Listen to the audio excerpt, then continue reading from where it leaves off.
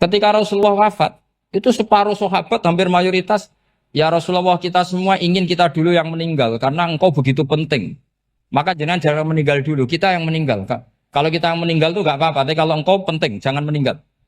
Tapi ada saja sahabat, lah tidak seperti itu.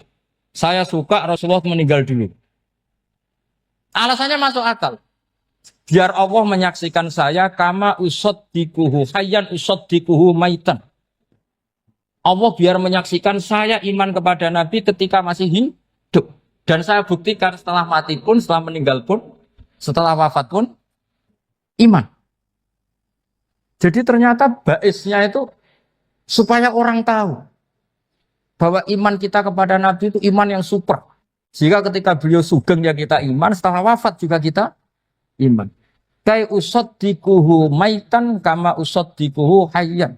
Supaya saya mentasdikkan beliau setelah meninggal sebagaimana kita mentasdikkan beliau saat masih hidup. Dan ternyata Allah ridho dengan perkataan sahabat itu. Kenapa Allah ridho? Karena menjadi pelajaran bagi orang-orang yang ditakdir gak menangi Rasulullah SAW. Tetap mereka iman. Jangan kayak setan itu kurang ajar betul oleh iblis itu. Masyhur itu, iblis itu nangis-nangis neng Nabi Musa. Iblis itu takutnya sama Allah itu luar biasa, sampean kalah. Iblis itu setiap ketemu malaikat karena dia ngerti alam gaib, mesti apa itu? Kama sali syaitani idz qala lil insani kfur falamma kafara qala inni bari'um minka inni akhafu wa rabbal alamin. Jadi setan iblis itu paling sering bilang inni akhafu wa rabbal alamin karena iblis itu tahu surga, tahu neraka, tahu kekuasaannya Allah. Jadi takutnya sama Allah luar biasa. Makanya setiap dia mengajarkan kekafiran, setelah orang itu kafir gimana? Inni bari'um minka inni akhafu wa rabbal alamin. Saking takutnya sama Allah, suatu saat iblis ini datangi Nabi Musa. Karena tahu Nabi Musa itu kalimullah. Orang yang bisa komunikasi langsung dengan Allah. Ya Musa ya kalim Allah, saya ini makhluk. Saya takutnya sama Allah luar biasa. Tolong rayukan Allah supaya nerima tobat saya. Karena dirayu terus lama-lama Nabi Musa bilang, oke, tak rayukan Allah. Sama Allah. Karena Musa kekasihnya, ya Allah, iblis punya ingin tobat. Tolong dikasih hak tobat. Kata Allah, oke. Dia bisa tobat. Asal mau sujud di makamnya Nabi Adam. Karena kesalahannya dia gak mau sujud sama Nabi. Semenang Nabi Musa karena ada cara untuk iblis menjadi tobat. Dikasih tahu sama Nabi Musa. Alhamdulillah kamu diterima tobatnya. Syaratnya apa? Sujud ke kuburannya Nabi Adam. Wah iblis gak tahu aslinya terus. Asjuduhu maitan wa qatla asjuduhu hayyan. Zaman urip aku ora gelem, pomene wis mati. Oh dasar setan itu. Zaman urip aku ora gelem wis mati kok kon sujud. Kumat maksudnya terus ya sudah terus sampai sekarang akhirnya. Kalau sekarang sudah tidak mungkin lagi karena nggak ada Nabi Musa. Jadi ijtihadnya sahabat melihat wafatnya Rasulullah itu beda-beda dan ternyata semuanya diridhoni Allah. Karena ternyata yang suka Nabi wafat dulu adalah ingin supaya umat Islam tetap mencintai beliau. Iman sama beliau, tasdik sama beliau. Sebagaimana tasdik zaman sugeng. Makanya kita harus mencintai guru-guru kita. Uhibbuhu maitan kama uhibbuhu hayyan. Saya sampai sekarang itu ya merasa Mbah Mun itu tidak meninggal. Saya masih merasa kalau bapak saya tidak meninggal. Karena kita mencintai beliau-beliau ketika hidup dan ketika wafat itu sah. Karena beliau-beliau sama kita juga seperti itu. Rasulullah itu ketika mendekati wafat, ya bahasa halusnya intaqala ila rafiqil a'la. Itu Nabi kalau ngedikan tuh rileks sekali. Hayati khairun lakum wa wafati khairun lakum. Cong aku nak uripku ya apik. Engko nak aku wis kapundhut ya apik. Fa amma hayati fali asunna lakum as-sunan. Sebagian riwayat fa innakum tuhadditsuna anni wa uhadditsu ankum. Kalau saya masih hidup, saya bisa mengajarkan kamu sunnah. Mengajarkan kamu tradisi-tradisi yang benar. Dan ketika aku mati, ketika aku sudah wafat, maka saya jejer Allah, kata Nabi. Saya berdampingan dengan Allah, maksudnya dekat Allah. Tentu bila kaifin walan hisab. Terus sudah fa'inna amalakum, amal-amal kamu diperlihatkan ke saya. Belum yang saya sudah dekat Allah, kalau amal kamu baik, saya muji Allah. Kalau amal kamu buruk, saya langsung mintakan ampun kepada Allah. Jadi Nabi rileks sekali. Artinya saya hidup bagus karena bisa ngajarkan kamu as-sunan wa syara'i'. Kalau saya wafat karena saya dekat Allah, kalau kamu baik saya muji Allah, kalau kamu buruk saya mintakan ampun kepada guru-guru kita juga seperti itu. Justru setelah wafat beliau-beliau punya kesempatan dekat sama Allah, dekat sama Al-Malail A'la sehingga mendoakan apa? Nah terus kata Sayyid Muhammad, wala taqulu lima yuqtalu fi sabilillahi amwat. Kamu jangan pernah berkeyakinan atau berpendapat atau berkomentar kalau orang-orang yang mati fi sabilillah adalah berstatus apa? Mati, amwat. Kalah. Terus kata Sayyid Muhammad, hadza li amati syuhada. Ketentuan ini bagi umumnya syuhada. Artinya gini, umumnya syuhada saja tidak berstatus amwat. Apalagi hadza Rasulullah, sayyidul syuhada, sayyidul anbiya, sayyidul mursalin. Tentu tidak pernah berstatus amwat. Ya saya ulang lagi ya, jadi zaman cara berpikir amatus syuhada, syuhada yang umum saja berstatus hidup, tidak boleh distatuskan amwat. Apalagi Rasulullah itu sayyidus syuhada, sayyidul anbiya. Maka status beliau pasti hayyun la yamut, pasti beliau itu hidup tidak. Dan karena beliau itu asfaq, sangat sayang kepada kita, sebagaimana zaman beliau hidup itu sayang kepada kita, sampai nangis-nangis minta hak syafaat, maka setelah meninggalkan pun beliau pasti sayang kita dan pasti berusaha supaya kita diampuni oleh Allah Subhanahu wa ta'ala. Sehingga ada sahabat yang tadi berpendapat kalau saya nggak masalah Nabi wafat dulu. Supaya Allah menyaksikan saya usaddiquhu maitan kama usaddiquhu hayyan. Jadi ini cerita ya, cerita sudut-sudut mana. Fikih itu penting sekali. Kata Sayyid Ali yang Shahibu Simtid Durar itu, wabihi qiwamus syariah. Yang bisa mengawal syariat itu hanya fikih. Fikih itu ya kalau yang paling gampang untuk kita misalnya punya Fathul Qorib, Fathul Mu'in, Fathul Wahab. Tapi yang faham betul, mesti faham itu ngelotok setengah hafal. Jangan bawa kitabnya tok. Yang penting sekian semester terus selesai. Itu sama-sama dosa, itu dosanya ya dosa, mahasiswanya juga dosa. Karena sudah terlanjur sarjana agama, ternyata nggak bisa, itu kan mendingan ndak sarjana agama. Itu saya tak cerita sama Kiai Roba, itu ada fatwa Kiai, Kiai juga wali. Suatu saat ada penyanyi dangdut top terkenal di Indonesia itu nyanyi dangdut. Ya penyanyi ya dai. Entah itu hakikat, entah majas, tidak tahu. Itu kiai itu fatwanya lucu. Kalau kamu datangi dia pas main dangdut, masih saya beri izin. Tapi kalau datangi dia pas pengajian, itu tak larang. Kan santrinya jadi eskal. Ini pas pengajian dilarang, pas dangdutan kok malah dapat izin. Tapi bukan berarti halal ya, dapat izin. Dapat izin kan potensinya bisa karena dilarang lah ya tetap belerot. Terus suatu saat si santri ini setengah wali, tidak wali tapi setengah. Ya. Lama-lama itu memahami gurunya. Memahami gurunya ternyata sirinya begini. Kalau seorang penyanyi yang tidak pernah ngaji, kemudian ngomong agama, itu potensinya itu fadallu wa adallu, sesat dan menyesatkan. Tapi kalau dia sedang nyanyi dangdut, penyanyinya cowok, sama jangan bayangkan dangdut putri, enggak, itu cowok sudah tua lagi. Jadi potensi halalnya ada lah maksudnya untuk, tapi tidak alat musiknya, orangnya. Tapi kalau dia nyanyi itu paling dosanya hanya nyanyi. Saya ulang lagi, murid tadi akhirnya paham kalau datangi pengajian itu artinya ikrar kalau dia seorang dai. Atau seorang yang layak ngomong apa? Agama. Itu lebih bahaya karena kita santri, apalagi kita doktor atau MM, terus ngekrori orang yang nggak jelas asal usulnya. Tapi kalau nyanyi kan nyanyi saja. Sehingga itu menjadi fikih. Bahaya terbesar dalam fikih adalah apa? Mengkaji fikih tidak dari ahlinya. Ya saya ulang lagi ya, mengkaji fikih tidak dari apa? Ahli. Nah kenapa demikian? Begini, saya beri contoh. Ilmu fikih itu tentu pertama dari Rasulullah Shallallahu Alaihi Wasallam. Kemudian bersanad sampai kita atau kita sampai Rasulullah. Itu ngalami sekian ijtihad yang tidak mudah. Saya beri sekian contoh. Dulu Imam Syafi'i itu sukanya sama guru yang miskin, ya karena rata-rata santri juga miskin. Jadi mesti ngidolakan guru yang miskin, karena sesama miskinnya harus berkoalisi.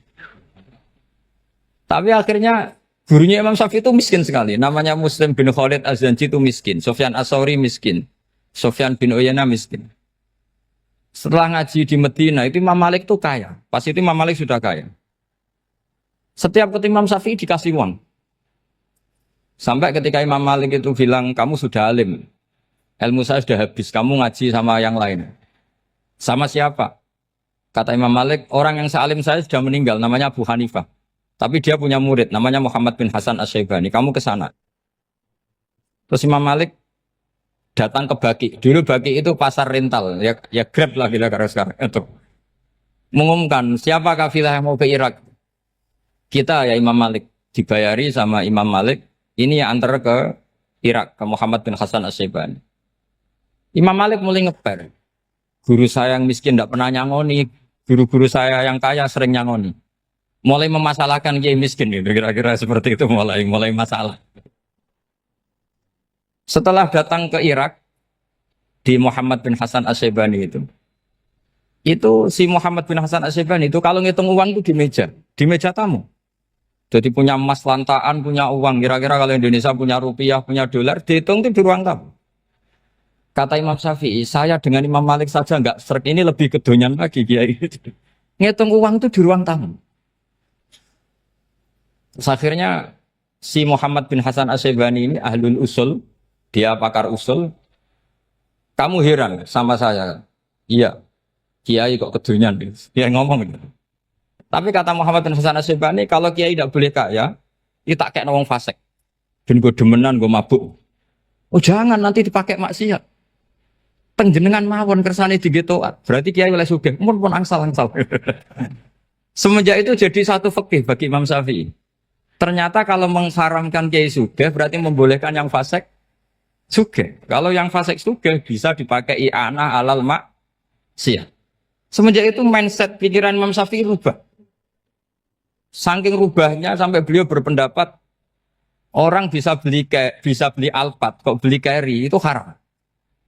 Bisa jadi bupati kayak Pak Roba, jadi RT haram. Pokoknya gitu.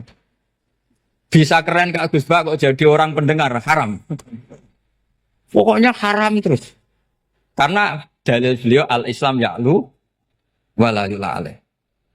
Coba sampean ridho misalnya jadi orang Gresik dipimpin orang yang enggak sholat, ridho ndak?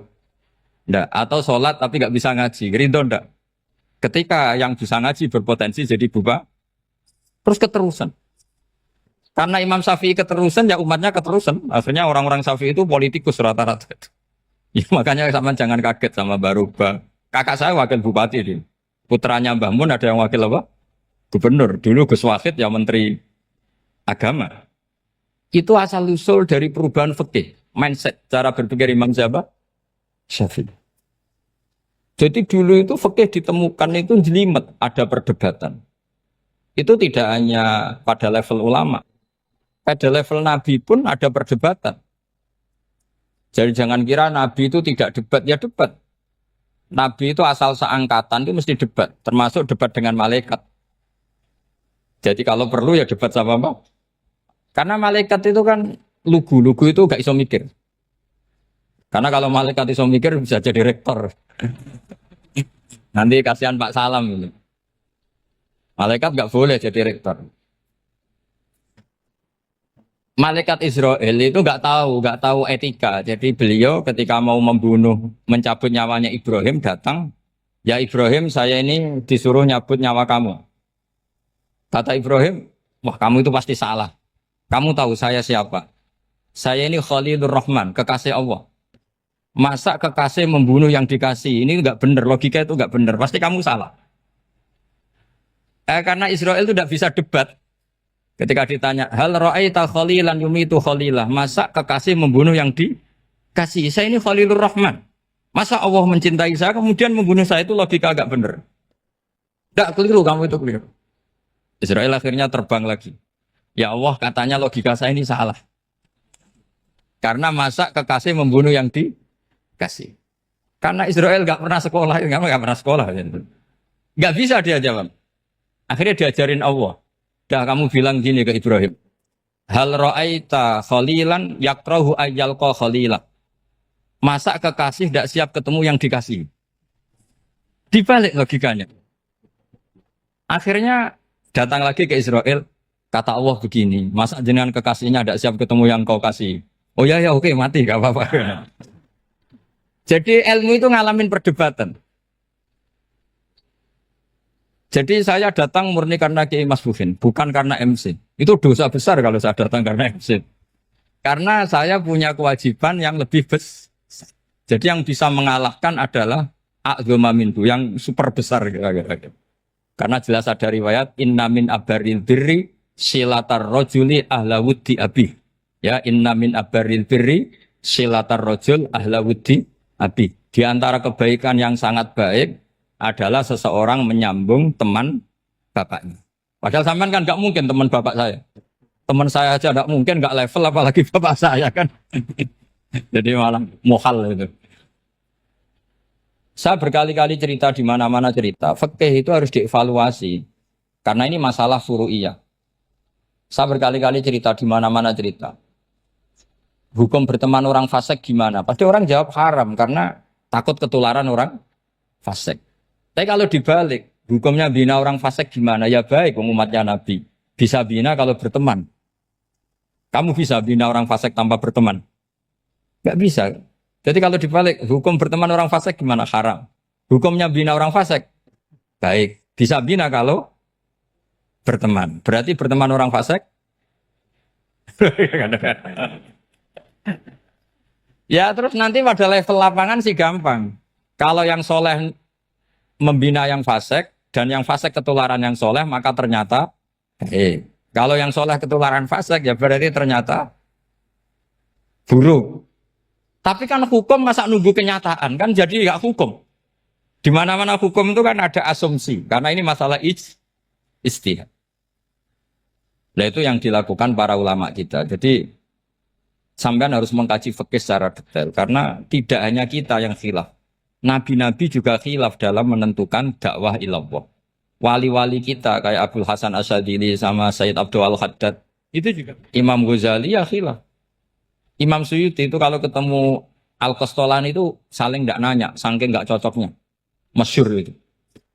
Jadi ulama ora cocok. Bedanya nak saiki perkara partai. Kalau orang gini enggak. Karena pakai asumsi. Pakai asumsi karena memang susah. Ndak misalnya memang tak bedai, tak beri yang di ndak misalnya ada orang rukuk kemudian kentut. Itu sholatnya batal apa enggak? Enggak, jawab saja. Enggak, orang sholat kemudian pas rukuk kentut atau kelihatan auratnya. Sholatnya batal apa enggak? Batal. Itu keliru nih sampean, itu salah dosen mesti itu. Pertanyaannya gini, yang dikatakan sholat itu kan aqwalun wa af'alun muftatahatun bitakbir muftatamatun bitaslim. Lalu ketika sampai rukuk apa sudah namanya sholat sehingga kamu katakan batal? Namanya sholat aja belum kok sudah kamu katakan batal gitu.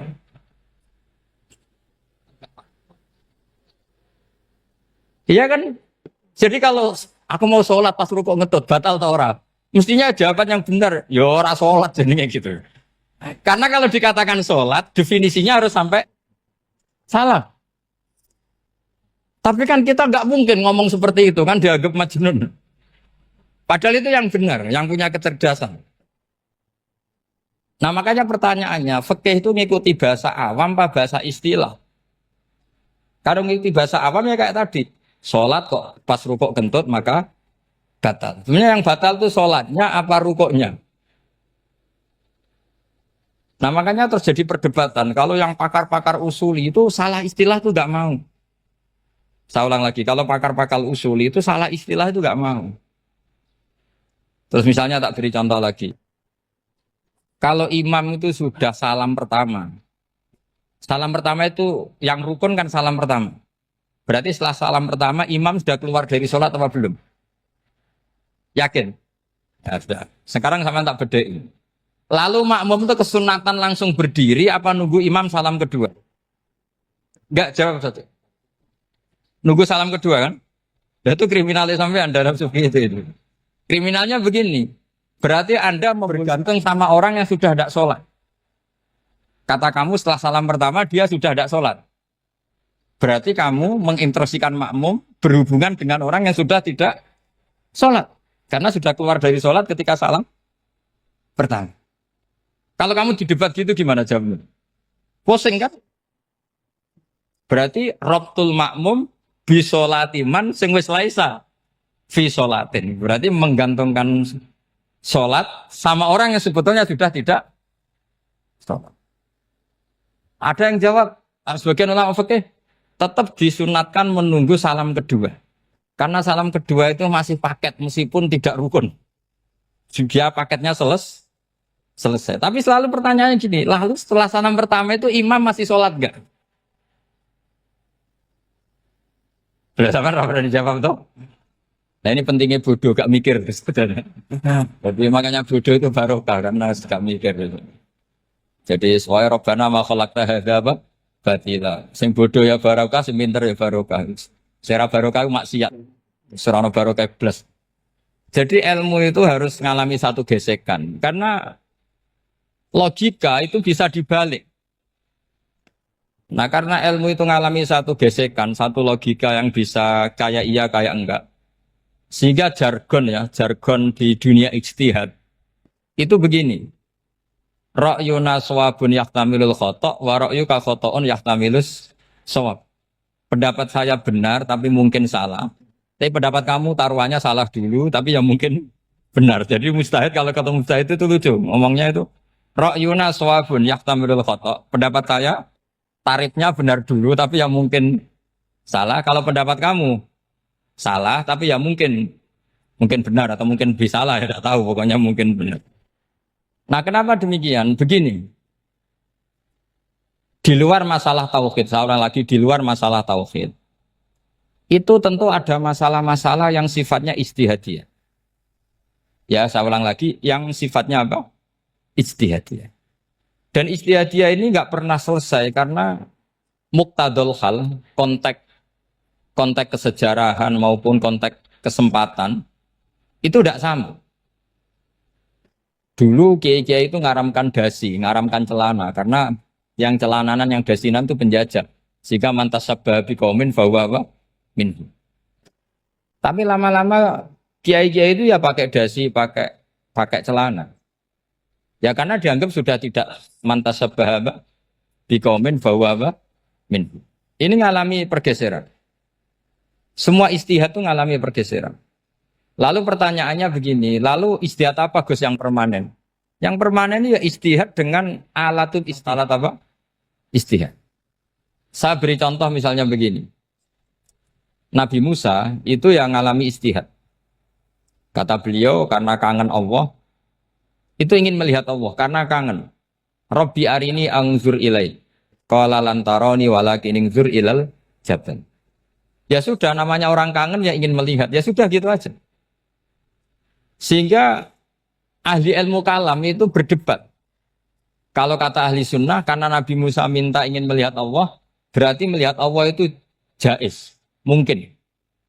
Karena Nabi gak boleh bodoh meminta sesuatu yang mau hal. Maka antipatinya ahli sunnah terhadap pendapat Mu'tazilah itu antipati. Karena menurut pendapat Mu'tazilah, Allah itu qadim. Allah itu laisa kamislihi syai'un, sehingga gak bisa dilihat. Pertanyaannya adalah berarti Nabi Musa meminta sesuatu yang mau hal. Itu bodoh sekali sampai nggak tahu mana mau hal, mana apa? Jaiz. Makanya kata Imam Ghazali, masa Nabi Musa yang Nabi nggak tahu kalau melihat Allah itu mau hal.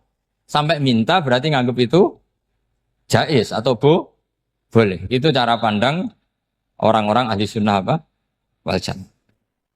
Tapi tetap saja sebagian ulama itu ya balelo. Yang kayak Mu'tazilah itu ya balik loh. Cara berpikir pokoknya itu karena kangen, bukan karena mungkin atau tidak mungkin. Jadi nggak mungkinnya tetap tidak mungkin. Terus mereka dalil la tudrikul absar wa huwa yudrikul absar. Nah, sudut pandang ini akan terus. Ada seorang wali ditanya, kalau kamu di surga ingin melihat Allah apa enggak? Jawabnya enggak. Kenapa ya? Kasihan Allah. Terus kenapa ya? Unazzihu dzalikal jamala an-nadhari misli. Saya tidak ridho Allah yang hebat, yang keren, kemudian sing delok di rumah aku wong resik. Koyok gak ngergani pangeran. Sebenarnya sing delok Allah ben golongane Nabi Muhammad, Nabi Ibrahim, kowe ra usah ngilangi keren. Maksudnya itu. Jadi ada ulama itu jadi wali kalau sholat itu karena di soft belakang. Tapi jangan ditiru. Itu kan gak lazim ya. Lazimnya kan afdhalus sufuf as-saful awal. Ketika ditanya, kenapa kamu kalau sholat di belakang? Cek GR, koyok wani suwan pangeran gak ngarep. Aku sungkan, nanti gue gulir. Kalau zaman kan karena males, bukan karena sungkan. Jadi itu artinya rasa ya. Makanya nggak bisa, nggak ada ijtihad itu tidak mungkin. Karena perasaannya orang itu beda-beda. Itu Sayyid Abdul Al-Haddad, itu kalau ngendikan masyhur. Man da'a li dzalimin bil baqa faqad ahabba ayyusawwah fi ardi. Orang yang mendoakan orang fasik masih hidup, gak mati-mati, itu berarti suka kalau Allah dimaksiati di buminya. Wong fasik kelakuannya rak maksiat, nak mbok dongakno mari. Itu berarti kamu ingin Allah didurakani terus menerus karena si fasik masih hidup. Tapi kalau Abu Hasan As-Sadili cara ngendikan gini, kalimatnya persis. Man ahabba alla yusawwahu fi ardi faqad ahabba alla tadhharu maghfiratuh. Orang yang ingin dunia ini steril, gak ada maksiat, maka sama saja berkeinginan tidak melihat luasnya maghfirahnya Allah. Sama-sama wali besar. Tapi cara pandang hubungannya dengan Allah seperti itu. Jadi mau tidak mau, ijtihad itu mau tidak mau. Makanya tidak usah dipertentangkan misalnya cara berpakaian, cara apa. Yang penting sesuai aturan Islam ya sudah. Karena ini urusan rasa. Urusan apa? Rasa. Itu Syekh Hasan Basri itu sering jagungan sama Robiah Hadawiyah. Itu secara fikih salah. Tapi pas itu ulama fikih ditanya, kenapa Anda tidak komentar terhadap dua wali besar yang sering ketemu? Andikan semua santri seperti itu akan saya halalkan, karena nggak mungkin punya nafsu. Sehingga fikih dulu memang masih asli. Kamu lihat di takrib misalnya, lelaki melihat perempuan itu nggak boleh kecuali sekian alasan.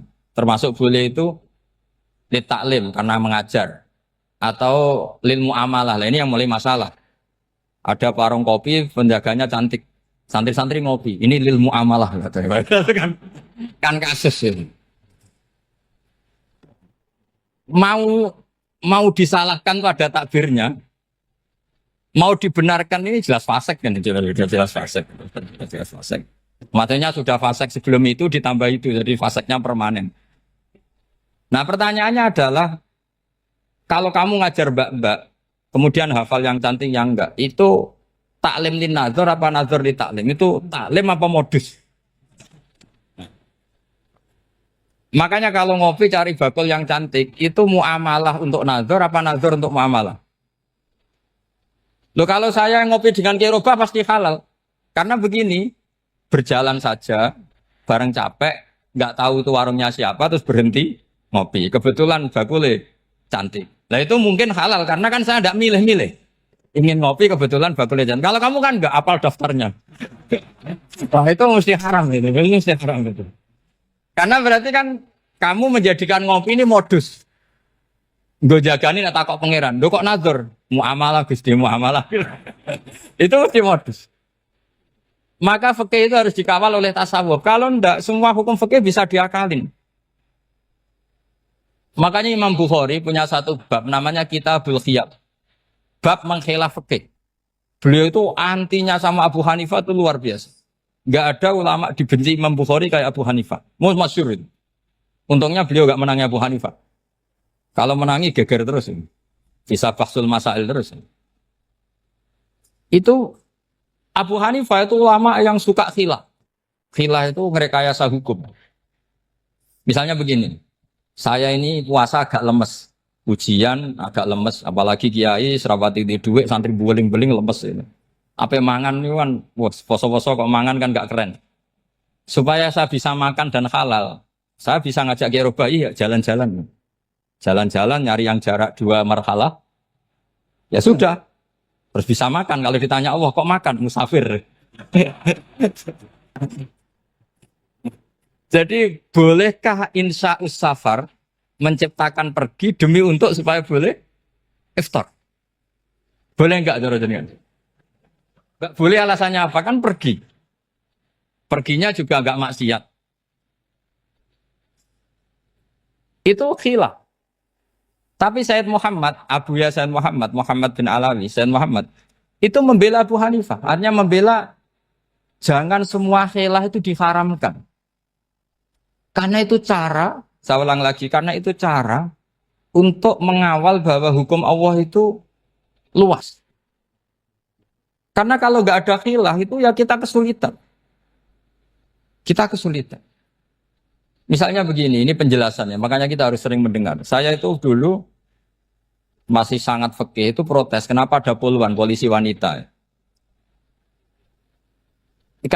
Itu kan pekerjaan cowok ya, pekerjaan pria. Tapi setelah mendapat penjelasan dari polisi, itu alasannya masuk akal. Gus, kadang-kadang orang nakal itu menyembunyikan narkoba itu di alat wanitanya. Itu kalau semua lelaki, polisi kayak jenengan, itu kan masalah itu. Sehingga memang harus ada polisi wanita, karena sebagian pengedar narkoba itu perempuan dan menyembunyikannya di tempat itu. Kalau semua polisi cowok kan gak kebayang. Sehingga kita akhirnya mendengar, membolehkan polisi itu wanita. Ada wilayah yang harus wanita. Begitu juga ada pertanyaan, kenapa sih dokter kandungan itu cowok? Saya punya banyak santri yang muhibin saya itu dokter kandungan. Tak tanya, kamu itu kok cowok kok jadi dokter kandungan? Kan pekerjaannya seperti itu. Dia jawabnya lucu. Dari 10 yang tes jadi dokter kandungan, itu yang cewek itu lulus 2. Yang cowok lulus semua. Karena ketika cewek dites melihat ketuban pecah darah itu langsung pingsan. Sehingga yang secara psikologi dablek itu kan memang lelaki. Jadi roh wongnya sewakit santai. Kadang nggak lahir-lahir dinteni nang jopo rokokan santai. Itu kalau cewek yang jadi dokter kandungan itu nunggu jam 11, jam 4 sudah pingsan. Nah ini cerita, bukan berarti saya menghalalkan, enggak. Kita harus mendengar, saya ulang lagi, kita harus apa? Dan itu setelah mendengar, itu nanti jadi disiplin ilmu, yaitu namanya fikih. Karena ilmu fikih itu sebetulnya gampang. Sampai kalau ngaji i'anah, itu kelihatan fikih itu gampang, karena ada logika yang terbangun. Misalnya begini, orang kalau tawaf itu disuruh agak jauh dari Ka'bah. Jangan sampai nginjak sadarwan. Karena sadarwan itu pondasi itu ikut Ka'bah. Kenapa begitu? Ya jenenge ra muteri Ka'bah, ide-ide Ka'bah. Jadi sebenarnya sederhana logikanya. Sing jenenge muter itu di luar itu kita muter. Nah kalau nginjak pondasinya namanya gak muteri Ka'bah tapi ide-ide Ka'bah. Ya jadi sederhana sebetulnya ya masuk akal. Jadi fikih itu tidak ada yang iskal, sebetulnya masuk akal. Tapi karena kita nekuni itu tidak serius, maka terus jadi paradok. Saya beri contoh lagi, ini sebagai penghormatan saya sama Kiai Mas Bukin, karena ini sudah namanya fakih. Kalau ada ayam jago ditabrak truk, terus kejet-kejet, andai kan dibiarkan pun mesti mati. Karena gerakannya sudah harokatul masbuh. Terus kamu sembelih, itu halal apa enggak? Enggak jawab, ayam jago loh. Kalau kamu katakan halal, dia sudah tidak punya hayatun mustaqirroh, kehidupan yang permanen. Andai kan kamu biarkan pun 1 menit lagi meninggal. Kejet-kejet kan prosedur saja. Maksudnya pantasnya mati ya kejet-kejet sih, tapi sebetulnya sudah pasti mati.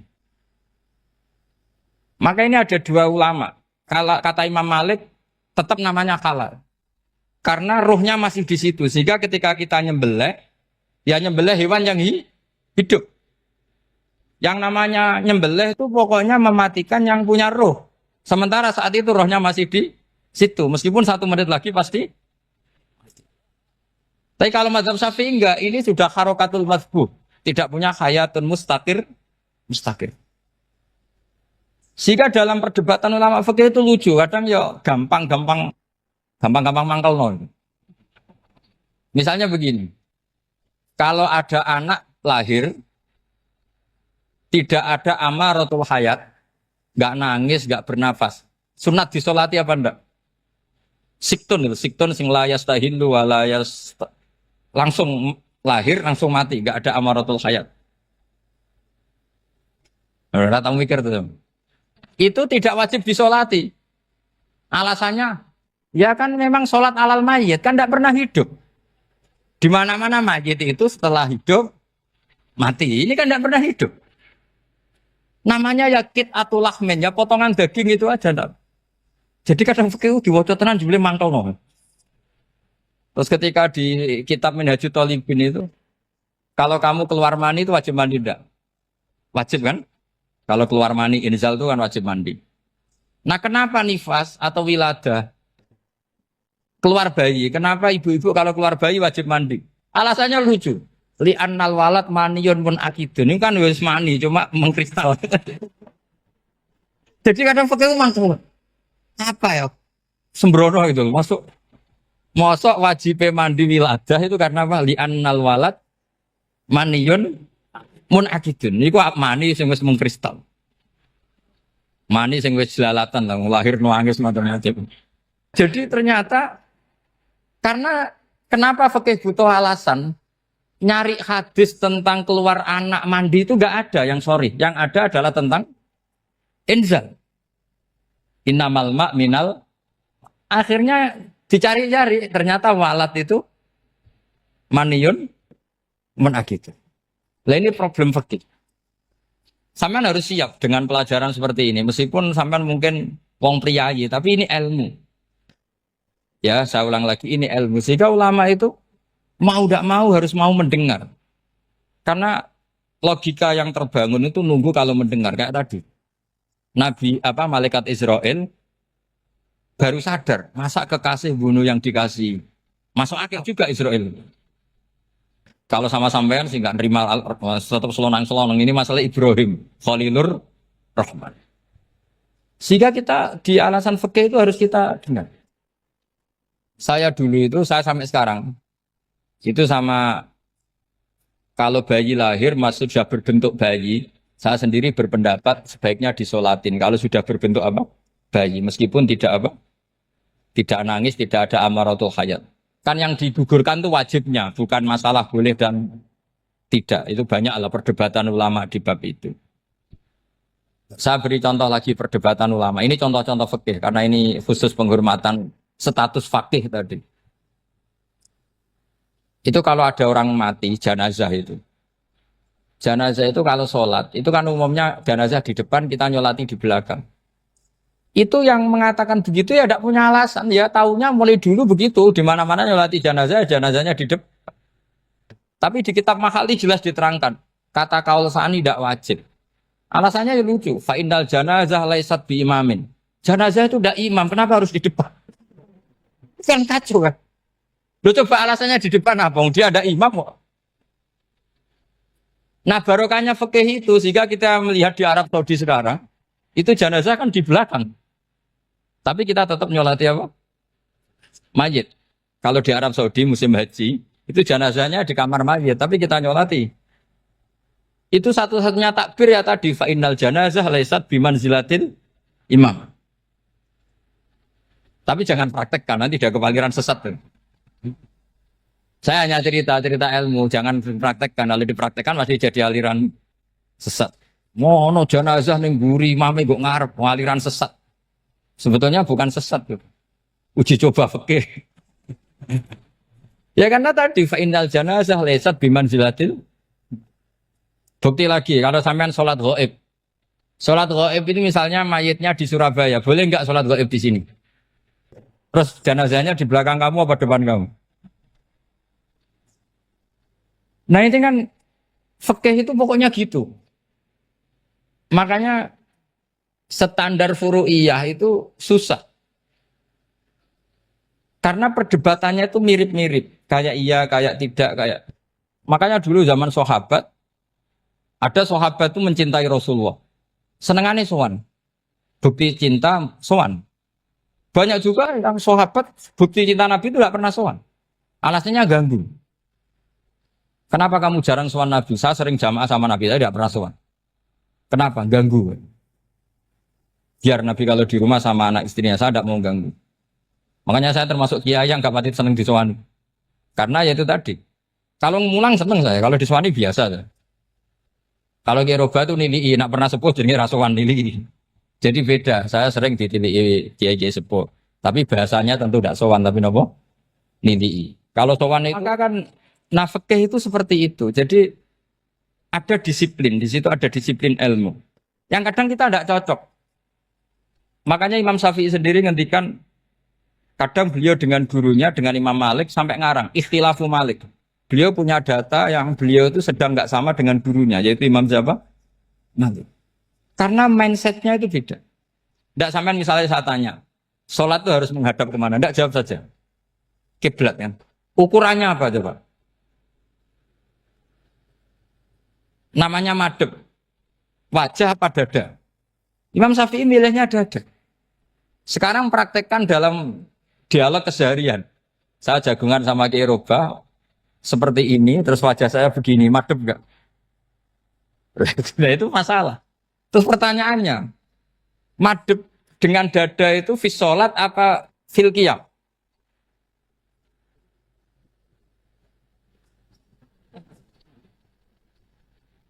Loh enggak, kalau fis sholat pas sujud dada kamu madhep mana coba? Kamu enggak pernah mikir kan? Ya madhep pakai dada itu kan kalau berdiri, kalau rukuk sama sujud.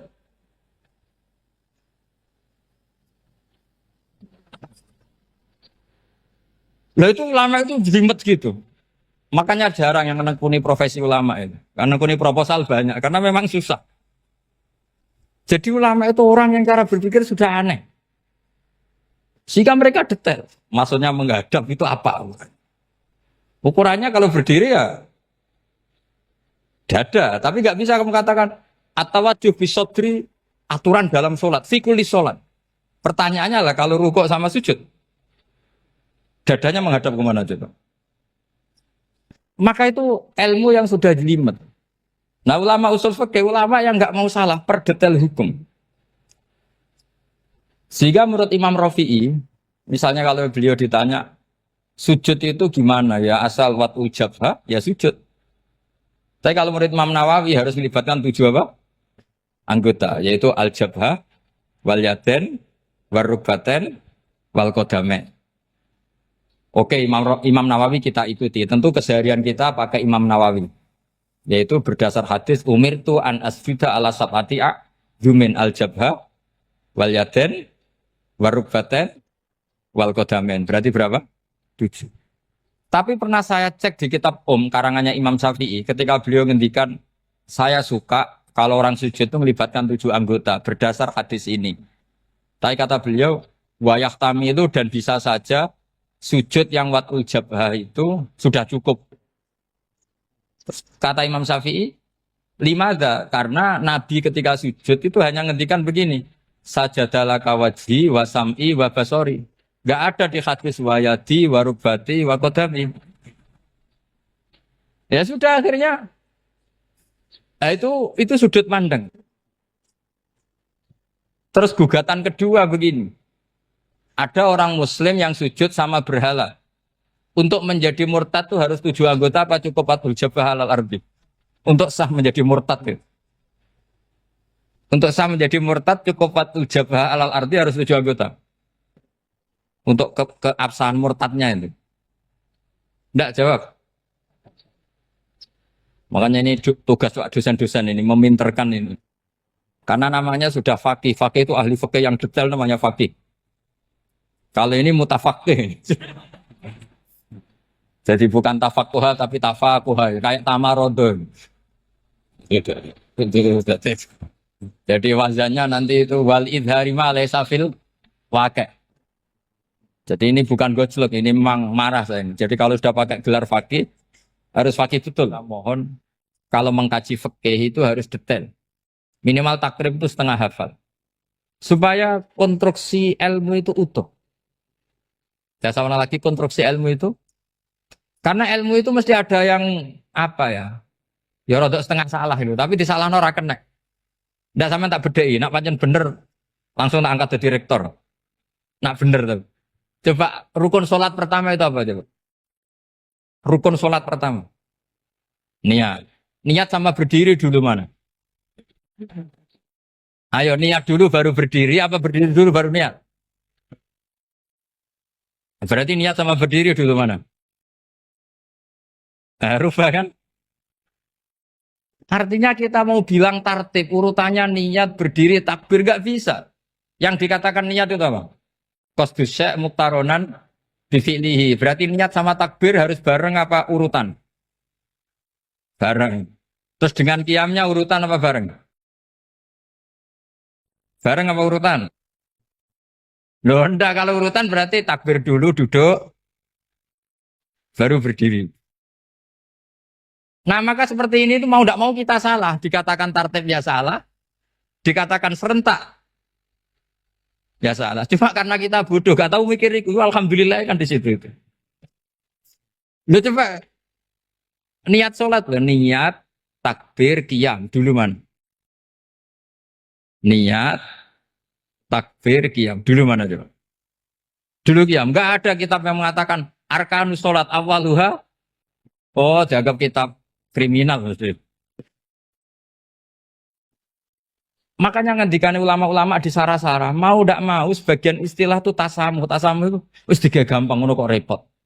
Karena kita ndak bisa detailnya. Coba misalnya puasa. Puasa Ramadan itu wajib apa? Tabyitun niat, nginep no niat. Sing darane nginep itu umure lama apa enggak? Lama kan? Sekarang sebelum 2 menit kamu baru niat, sah apa enggak? Sah. Itu sempat nginep apa enggak 2 menit itu? Enggak sempat kan? Jadi ilmu itu makanya kata ulama-ulama pokoknya ilmu itu mesti ono unsur tasamuh. Tasamuh itu ya digawe gampang. Apa? Digawe gampang. Misalnya Imam Syafi'i berpendapat mashu ba'dir roksi. Itu kata beliau walau sya'rotan fi hadir roksi. Meskipun satu rambut asal masih di wilayah kepala. Tapi kalau rambut itu dikeliwir, dibasuh di sini enggak sah. Karena sudah keluar dari batas apa? Kepala. Imam Syafi'i cara berpikir kan yes ngene iki jenenge basuh sirah. Tapi cara Abu Hanifah enggak. Ya enggak, yang namanya megang kepala itu ya minimal 1/4. Masa gitu dikatakan megang. Lalu ulama usul fikih itu berdebat. Sesuatu itu sesuai masodaknya. Masodak itu yasduku alaihi kadza. Yaitu ini tadi saya cerita ke Ibu Khen tentang ngaji Jamul Jawame. Ini ilmu yang di Jamul Jawame. Sesuatu itu ukurannya mayasduku alaihi kadza apa dengan takrif definisi. Misalnya gini. Sholat itu batal dengan makan. Kalau kamu sholat makan batal enggak? Enggak, jawab saja. Batal. Itu satu upo apa satu piring? Enggak, jawab saja. Satu upo sudah batal. Sekarang bab makan di ngormat tamu. Cong tamuku keimangan. Iku sak upo apa sak piring? Nah ini kan tidak fair. Di bab tamu makan satu piring, tapi di bab sholat satu upo. Maka pertanyaannya, lalu penamaan sesuatu itu berdasar masodak, mayasduku alaihi ismu kadza, atau berdasar uruf?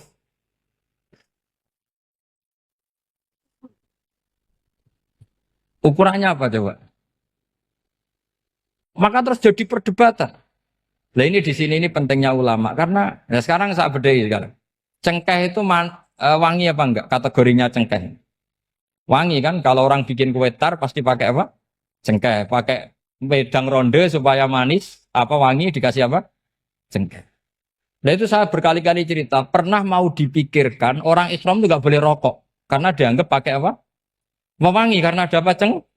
Cengkeh. Tapi terus didebat. Kalau gitu berarti orang Jumatan sunat rokok. Karena Jumatan disunat.